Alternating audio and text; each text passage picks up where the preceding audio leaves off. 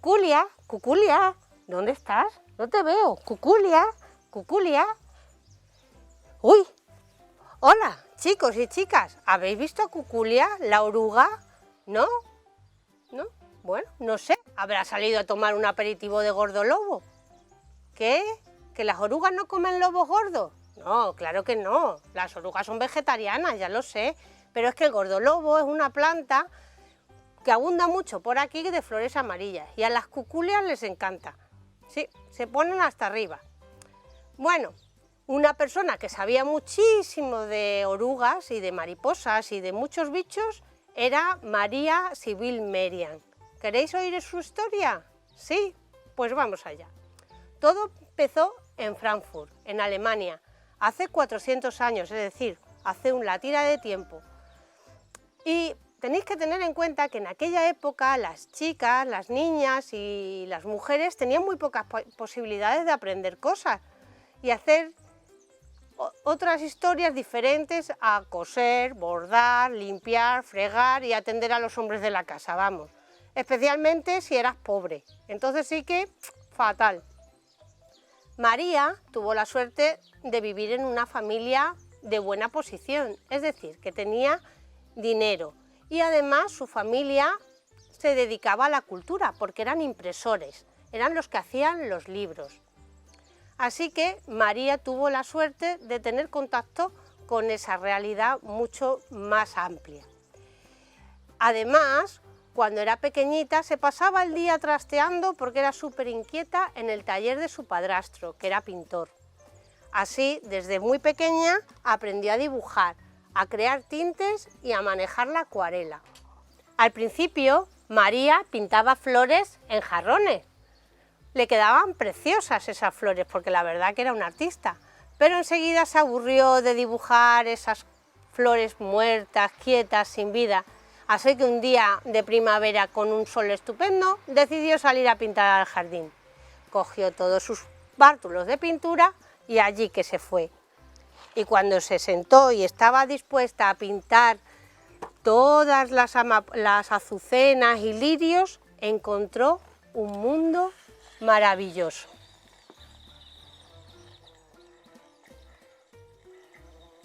Entre las flores que pensaba pintar había un montón de criaturas. Todo estaba lleno de arañas, de orugas, de milpiés, de escarabajos. Madre mía, era un mundo totalmente nuevo para ella y comenzó a dibujarlos con mucho interés. Como era muy observadora, podía dibujar cada animalito con todo su detalle, todos sus pelitos, sus antenas, artejos, todo, les quedaban preciosos. Y allí donde fuera, María dibujaba los bichos que encontraba. Si iba a una excursión a la montaña, encontraba criaturas diferentes y también las dibujaba. Y cuando iba a los parques de Frankfurt, se acercaba a los estanques y allí encontraba otras nuevas criaturas.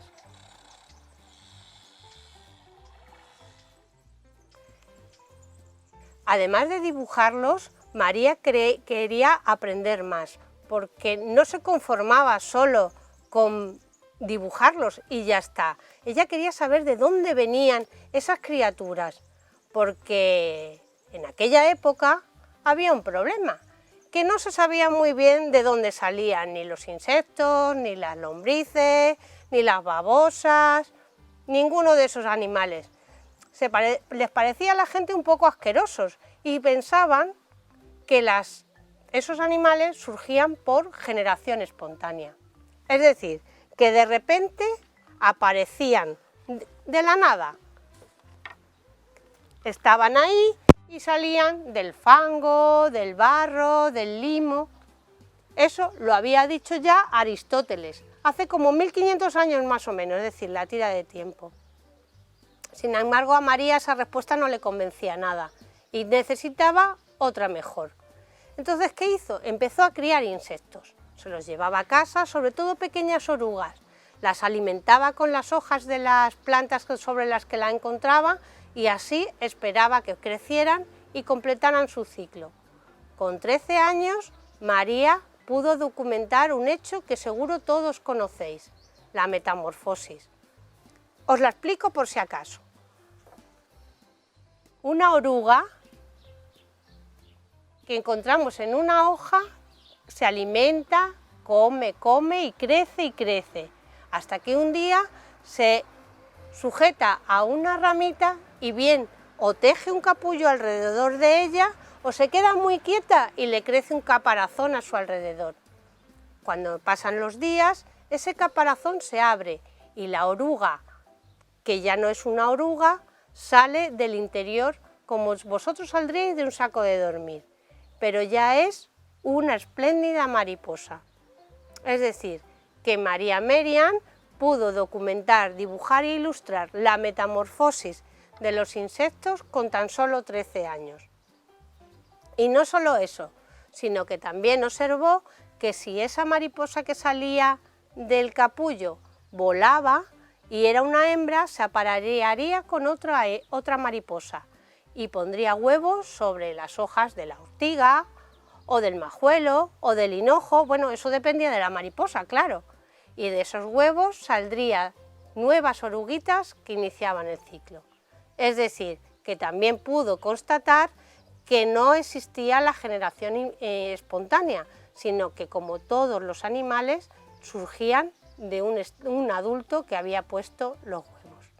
María creció, se casó y tuvo 2 hijas, pero por eso no dejó de estudiar e investigar a los insectos. Le encantaba ese mundo y acabó publicando un libro muy interesante que se titulaba La oruga, extraña criatura y extraña alimentación floral. En este libro estaba ilustrado con más de 50 láminas donde se podían observar el ciclo completo de muchas mariposas.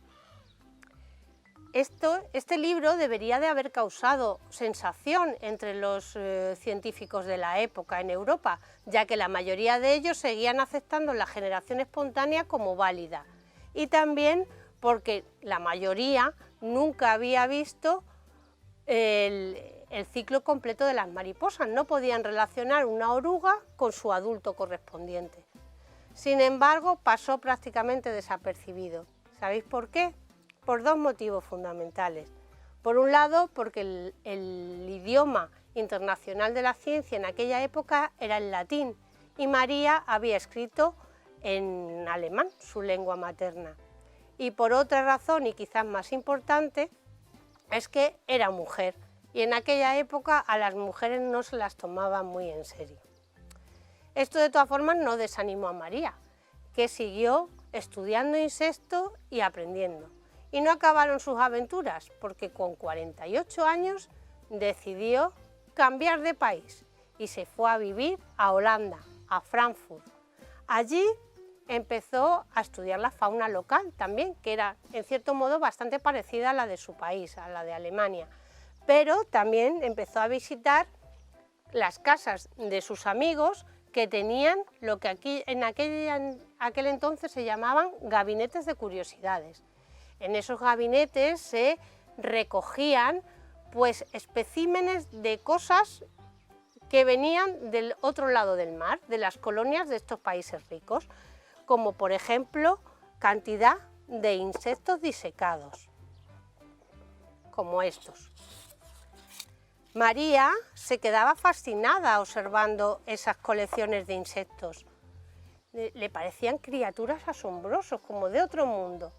Y una idea empezó a surgirle en la cabeza.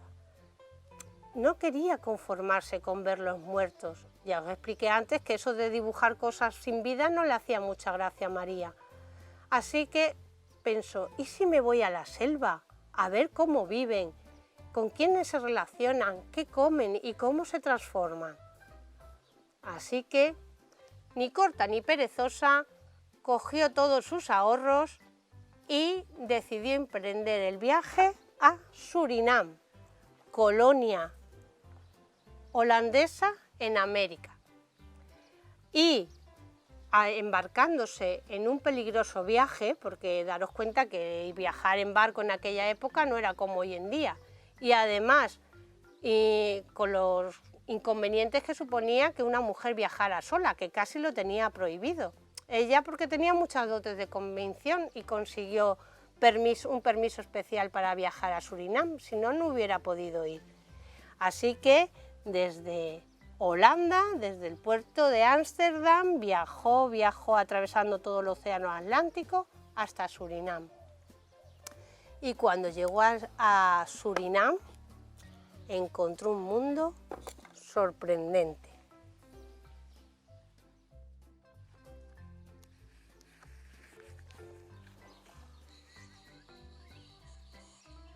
Las selvas estaban llenas de criaturas extrañas que fascinaron a María y empezó a dibujarlas como loca. Y no os penséis que María iba con ropas súper cómodas como las de hoy en día. ¿Qué va, qué va? María iba vestida con sus ropas europeas, es decir, faldas largas, enaguas y corsé. Pero nada desanimó a María, que exploraba agachándose por debajo de las ramas, trepando a los árboles toda la selva en busca de orugas, para así completar un libro maravilloso, que es el que publicó 2 años después con todos sus descubrimientos, Insectos de Surinam, una obra maestra que esta vez sí que publicó ya en latín, además de en alemán, para que así no hubiera excusa y todos los científicos se enteraran de sus descubrimientos. Este libro, este enorme libro, está lleno de tesoros, con las láminas que iba haciendo María Merian, en las que se veía insectos, aves, reptiles, anfibios y sus plantas con todo detalle. Podemos encontrar especies tan curiosas como el anacardo, que está aquí, y la mariposa que suele ocupar sus hojas. Eran láminas de un valor artístico además inigualable. Hoy en día se considera a María Merian la madre de la entomología, ciencia que estudia los insectos, porque con ella empezó a describir a todos los insectos, no solo de manera individual, sino en conjunción con todos los elementos que la rodean. Además, se la considera una de las madres de una ciencia llamada ecología. Y bueno, con esto acabamos este cuento de hoy. Espero que os haya gustado la historia de María Sibylle Merian. ¡Hasta la próxima!